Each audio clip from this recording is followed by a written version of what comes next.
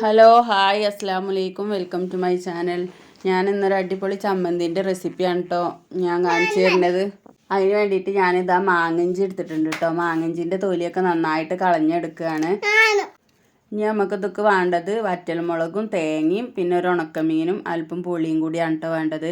അതിന് വേണ്ടിയിട്ട് ഞാൻ കൊട്ടത്തേങ്ങ ഇട്ട് എടുത്തിട്ടുള്ളത്. നമ്മൾ ചമ്മന്തി ഉണ്ടാക്കുമ്പോൾ കൊട്ടത്തേങ്ങയാണ് ഇട്ട് എടുക്കേണ്ടത്. പിന്നെ ഇതാ മുളക് വറുത്തെടുക്കാൻ വേണ്ടിയിട്ട് ഞാനൊരു പാൻ വെച്ചിട്ട് അതിലിട്ട് വറുത്തെടുക്കുന്നുണ്ട് കേട്ടോ. അടി കട്ടിയുള്ള പാനാണിത്.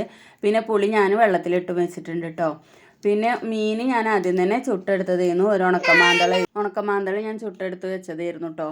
പിന്നെ അതാ ഞാനിതിപ്പോൾ വൈകുന്നേരത്താട്ടോ ഈ ചമ്മന്തി അരക്കണത്. നോമ്പാണെന്ന്. അപ്പോൾ നോമ്പ് ഇറക്കുമ്പത്തിന് പിന്നെ ചോറ് തിന്നാന്നൊക്കെ വിചാരിച്ചിട്ട് അങ്ങനെ ചമ്മന്തി അരക്കാൻ വേണ്ടിയിട്ടാണ് കേട്ടോ. ഇതാ മുളക് ചുട്ടതും ഉപ്പും കൂടെ ഞാൻ ഇട്ട് കൊടുത്തിട്ട് ആദ്യം അമ്മിമ്മ ഇട്ടിട്ട് നന്നായിട്ട് അരച്ചെടുത്തിട്ടുണ്ട് കേട്ടോ. നമ്മൾ ചമ്മന്തിയൊക്കെ ഉണ്ടാക്കുമ്പോൾ അമ്മിമ്മ ഇട്ടിട്ട് അരക്കണം കേട്ടോ, എന്നാലേ അതിൻ്റെ ടേസ്റ്റ് കിട്ടുള്ളൂ കേട്ടോ. ഇപ്പോൾ എല്ലാവരും മിക്സിയിലാണല്ലോ ചമ്മന്തിയൊക്കെ അരക്കുക. അപ്പോൾ അത് വലിയ ടേസ്റ്റ് ഒന്നും ഉണ്ടാവില്ല, പെട്ടെന്ന് അങ്ങോട്ട് അരഞ്ഞു പോകും ചെയ്യുമല്ലോ. അപ്പോൾ ഞാൻ എന്താ ചെയ്തതെന്ന് വെച്ചാൽ അമ്മിമ്മ ഇട്ടോ അരച്ചെടുത്തിട്ടുള്ളത്. അപ്പോൾ അതാ മുളകും ഉപ്പും കൂടെ ഇട്ടിട്ട് അരച്ചെടുത്തിട്ട് പിന്നെ അതിക്ക് മാങ്ങഞ്ചി ചെറിയ കഷ്ണങ്ങളാക്കി വെച്ച് ഇട്ട് കൊടുത്തിക്കാണ് കേട്ടോ. ഈ മാങ്ങഞ്ചിൻ്റെ ഒരു ടേസ്റ്റ് എന്ന് പറഞ്ഞാൽ വേറൊരു ടേസ്റ്റ് ആണല്ലോ. അപ്പോൾ നല്ലൊരു ഫ്ലേവറാണ് കേട്ടോ ഈ ചമ്മന്തിക്ക് കിട്ടുക. പിന്നെ അതുപോലെ പുളിയും നമ്മൾ ഉണങ്ങിയ തേങ്ങ, വെള്ളം വറ്റിയ തേങ്ങയും കൂടെ ആണെങ്കിൽ നല്ല ടേസ്റ്റാണ് കേട്ടോ.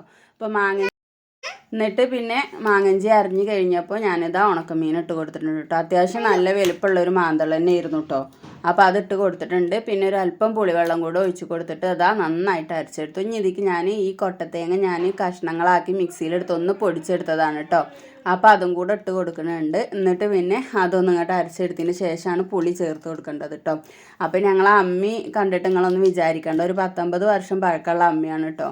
ഞങ്ങൾ തറവാട് വീട്ടിലായിരുന്നപ്പോഴേ ഉള്ള അമ്മയാണ്. അതിൻ്റെ നടുവൊക്കെ നല്ലതുപോലെ കൊഴിഞ്ഞു പോയിട്ടുണ്ട്. പക്ഷെ ഇതിന്മേൽ അരച്ചെടുക്കാൻ നല്ല സുഖമാണ് കേട്ടോ. ഞങ്ങൾ വീട് മാറി താമസിച്ചപ്പോഴൊന്നും ഞങ്ങൾ അമ്മി വേറെ വാങ്ങിയിട്ടുണ്ടായിരുന്നില്ല. അപ്പോൾ ഈ അമ്മിയിൽ അരച്ചെടുക്കാൻ നല്ല സുഖമാണ്. പിന്നെ നമ്മൾ പുതിയ അമ്മിമ്മലൊക്കെ അരക്കുകയാണെന്നുണ്ടെങ്കിൽ 4 പുറമൊക്കെ നമ്മൾ അരക്കുന്ന തേങ്ങ ഇതൊക്കെ പോയിട്ടുണ്ടാവും. അപ്പോൾ ഇതുമാകുമ്പോൾ നടു കുഴി ആയതുകൊണ്ട് പോകില്ല കേട്ടോ. പിന്നെ നല്ല സുഖമായിട്ട് അരച്ചെടുക്കും ചെയ്യാം കേട്ടോ. ഞങ്ങൾ ഇതിമ്മ മൈലാഞ്ചിയൊക്കെ ആദ്യം അരച്ചെടുത്തിരുന്നു കേട്ടോ കുട്ടികളാകുമ്പോഴൊക്കെ. അങ്ങനെയൊക്കെ ചെയ്തിരുന്നത്. മൈലാഞ്ചിയൊക്കെ അരച്ച് കഴിഞ്ഞാൽ പിന്നെ ഉമ്മിയൊക്കെ ഇട്ടിട്ട് ഞങ്ങൾ ഇത് അരച്ച് റെഡിയാക്കിയെന്ന് ചെയ്തിരുന്നു കേട്ടോ. ഇപ്പോൾ ഇതാ എല്ലാതും ഇട്ടിട്ട് ചമ്മന്തി അടിപൊളിയായിട്ട് കിട്ടിയിട്ടുണ്ട് കേട്ടോ. അപ്പോൾ ഇതാ അമ്മിമ്മന്ന് ഞാൻ ഇത് വാങ്ങിയെടുക്കുകയാണ്. ഇനി ഇത് ഞാനൊരു പ്ലേറ്റിലേക്ക് ആക്കുകയാണ് കേട്ടോ. നല്ല ടേസ്റ്റാണ് കേട്ടോ. അപ്പോൾ എല്ലാവരും ഇതുപോലെ ഒന്ന് ട്രൈ ചെയ്ത് നോക്കൊണ്ട് കേട്ടോ.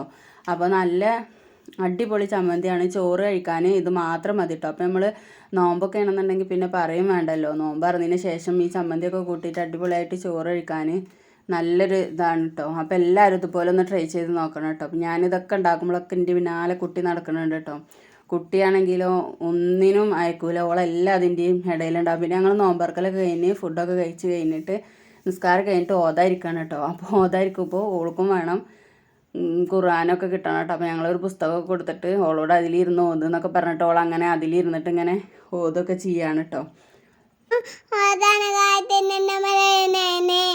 അപ്പോൾ ഞാൻ വോയിസ് ഓവർ കൊടുക്കണതിൻ്റെ ഇടയിൽ വന്നിട്ട് ഗൈസ് ഞാൻ ഓതാണ് ഗൈസ് എന്നൊക്കെ അങ്ങനെ പറയാണ് കേട്ടോ. പിന്നെ കുറച്ച് നേരം ഓത്തും ഇതൊക്കെ കഴിഞ്ഞിട്ട് പിന്നെ ഓളെ കളിയൊക്കെ കണ്ട് കുറച്ച് നേരം ഇങ്ങനെ ഇരുന്നു കേട്ടോ. രാത്രി ആയാലല്ലേ പിന്നെ കുട്ടികളെ കളി അധികം നമുക്കതിങ്ങനെ കാണാനും നല്ലൊരു ഇതാണല്ലോ. കുട്ടികളുണ്ടെന്നുണ്ടെങ്കിൽ വീട്ടിൽ നേരം പോണതും അറിയില്ല. അതിൽ കൂടെ ഇവളാണെങ്കിൽ നല്ല സംസാരിക്കും ചെയ്യും. ഇതിപ്പോൾ ഈത്തപ്പഴത്തിൻ്റെ പെട്ടി ഉണ്ട്, അതിൻ്റെ മേലെ കയറി നിന്നിട്ട് പാട്ടും ഡാൻസൊക്കെയാണ് കേട്ടോ. നിന്ന് പാട്ട് പാടുകയാണ്. എന്നിട്ട് ഓളെന്നെ നിന്നിട്ട് ഡാൻസ് കളിക്കണം. അപ്പോൾ ഓളമ്മ പിടിക്കാൻ വരും, ഓർക്കാൻ കൊണ്ടുപോകുക എന്നൊക്കെ പറഞ്ഞപ്പോൾ അതിന് പോകില്ല എന്നൊക്കെ പറഞ്ഞിട്ട് ഇങ്ങനെ നിന്നിട്ട് അവിടെ നിൽക്കുകയാണ് കേട്ടോ. അപ്പോൾ ഓളമ്മ വരുമ്പോൾ ഓൾ അവിടെ നിന്ന് ഓടുകയൊക്കെ ചെയ്യാണ്. അപ്പോൾ ഇതൊക്കെ തന്നെയുള്ളൂ വിശേഷങ്ങൾ. ഇത്രയൊക്കെ തന്നെ ഉള്ളൂ. ഇഷ്ടമായ ലൈക്ക് ചെയ്യാനും ഷെയർ ചെയ്യാനും കമൻറ്റ് ചെയ്യാനും സബ്സ്ക്രൈബ് ചെയ്യാനും ഒന്നും മറക്കരുത് കേട്ടോ. സബ്സ്ക്രൈബ് ചെയ്യാത്ത കൂട്ടുകാർ ഒന്ന് സബ്സ്ക്രൈബ് ചെയ്ത് സപ്പോർട്ട് ചെയ്യണം കേട്ടോ.